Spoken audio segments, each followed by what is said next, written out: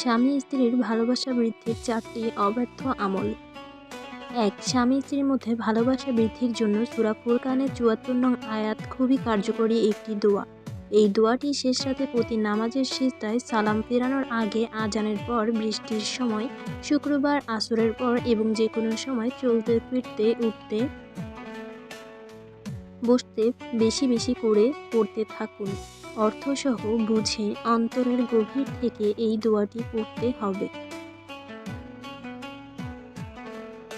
আল্লাহর পছন্দনীয় কাজ করা, তাকওয়া অবলম্বন করা, প্রত্যেকটা কাজে আল্লাহর বিধান মেনে চলা।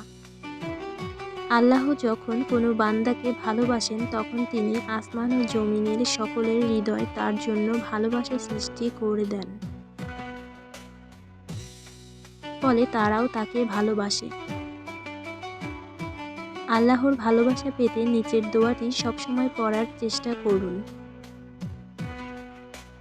হে আল্লাহ, আমি আপনার নিকট আপনার ভালোবাসা চাই এবং আপনাকে যে ভালোবাসে তার ভালোবাসা চাই ও সেই আমলের ভালোবাসা চাই যে আমল আপনার ভালোবাসার পাত্র করে দিবে। তিরমিজি হাদিস নং ৩৮২৮ ও ৩৪৯০। ৩. ভালোবাসা বৃদ্ধির এক অলৌকিক উপায় হচ্ছে সালাম প্রদান। তাই যখনই দেখা হবে তখনই স্বামী স্ত্রী পরস্পরকে সালাম দিন, বেশি বেশি করে সালাম দিন।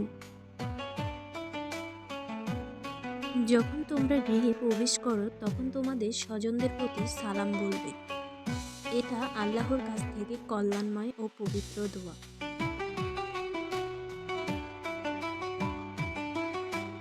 রাসূল সাল্লাল্লাহু আলাইহি সাল্লাম বলেন, আমি কি তোমাদের এমন কিছু শিখিয়ে দিব না যা করলে তোমরা পরস্পরকে ভালোবাসবে?